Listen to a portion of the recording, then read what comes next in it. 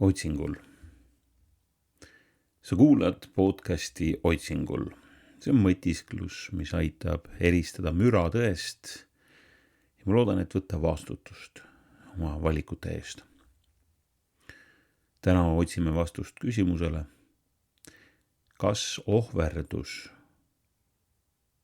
võib olla vabandus? Ma tean üht meest, kes töötab 16 tundi päevas. Ta ütleb, et ta teeb seda pere pärast. Tal on kodus 2 last, kellega ta ei räägi. No õigemini ei jõua rääkida. Tal on naine, keda ta ei puuduta. Ei hinge ega füüsist. Aga ta töötab. Ja ta ohverdab. Kui sa selle kohta temalt küsid, vaatab ta sind nagu ei mõistaks.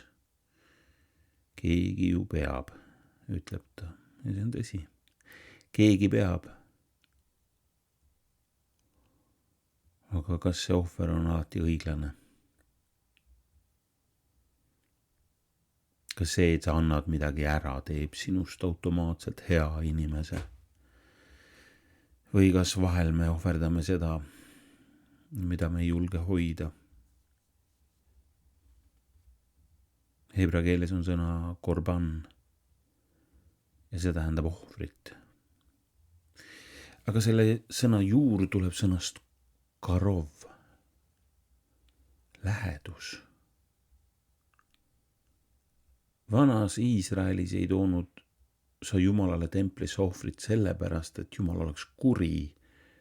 Sa tõid sellepärast, et taastada lähedust. Ohver ei olnud karistus, see oli ühendusliin, see oli läheduse taastamise punkt.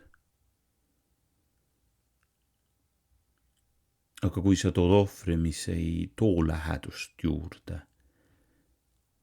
kellelegi ega millegagi, siis milles seisneb see ohver? Kas see on üldse ohver või on see lihtsalt kuidagi nagu kadumine, eemaldumine, vabandus, põgenemine? Ma mõtlen sellele, et kui me ütleme, ma ohverdan ennast, justkui see teeks nüüd kõik õigeks, justkui see kannatamine annaks meile õiguse olla väsinud, õiguse olla eemal, õiguse mitte vastata küsimusele, mida me tegelikult kardame.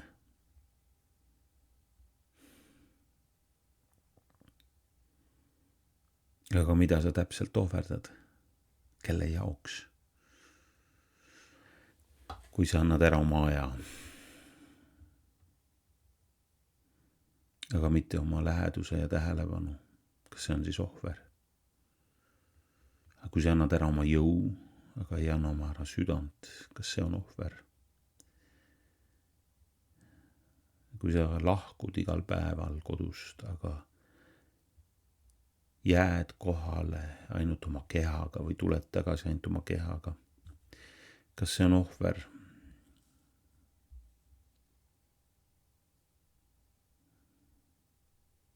Hebra mõistes on vastutus. Ma ei tea, kuidas see täpselt hääldatakse, aga kirjutatakse atšraijut. Ja huvitav, et see sõna tuleneb taas sõnast atšar, mis tähendab pärast või taga. See tähendab, et sa seisad millegi või kellegi taga. Sa ei seisa mitte kellegi ees, mitte üleval, taga. Aga kui sa seisad oma pere taga 16 tundi kontoris, kus sa päriselt oled, kui lapsed magavad, kui sa tuled koju ja ärkavad pärast seda, kui sa lahkud, kelle taga sa seisad?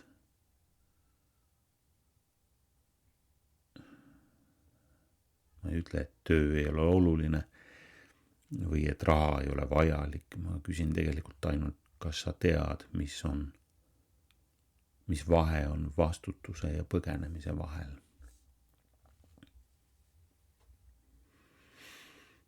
Mul on tuttav, kes ütleb, et ta ei saa kunagi puhata. Et tal on liiga palju kohustusi, tal on firma, meeskond, kliendid, tal on oma pere, oma lapsed, oma naine. Kuidas ma peaksin selle kõigema hakkama saama, kui ma ei tee seda, ohverda ennast. Aga kui ma teda kuulan, siis kuulan midagi muud. Ma kuulan meest, kes vajab seda, et kõik tema ümber oleks temast sõltuv.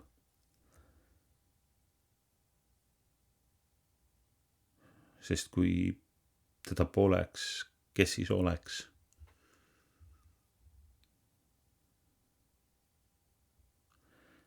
Heebrea tarkus teab seda ohtu ja sellepärast on vajalik šabat, hingamispäev, üks päev nädalas, kus sa pead tegema mitte midagi. Mitte sellepärast, et sa oled väsinud, vaid sellepärast, et su väärtus ei seisne selles, mida sa teed. Aga kui sa ei suuda puhata, mida see siis ütleb? Kas sa ei usalda maailma ilma endata? Või kas sa ei usalda ennast ilma tööta? No kas sa ei usalda oma Jumalat? Ohverdus on lihtne, see on selge, sul on numbrid, sul on tõendid, sul on väsimus. Sa võid näidata oma kätt ja öelda, vaata, mina tegin. Aga lähedus on keeruline. Seal pole numbreid. Seal on ainult su poeg, kes vaatab sind ja küsib, miks sa ei kuule. Sest sa mõtled juba homsele koosolekule. Seal on ainult su naine, kes istub su kõrval vaikuses ja mõtleb, kas sa üldse märkad, et ta on seal. Ohverdus on aus. Võib olla aus, aga vahel see on lihtsalt mugavam kui kohalolu. Ma ei tea, kas see kehtib ka sinu kohta või sa samastud. Võib-olla mitte. Aga kui kehtib, siis ma küsin, mida sa tegelikult ohverdad ja kelle jaoks? Kas see ohverd loob lähedust või kaugust juurde? Kas see teeb sind vajalikuks või lihtsalt nähdamatuks? Ja kui sa ütled, et sul ei ole valikut, kas see on siis tõsi või on see lihtsalt mugavam kui tunnistada, et sa ei tea, kuidas olla kohal ilma, et sa midagi teeksid.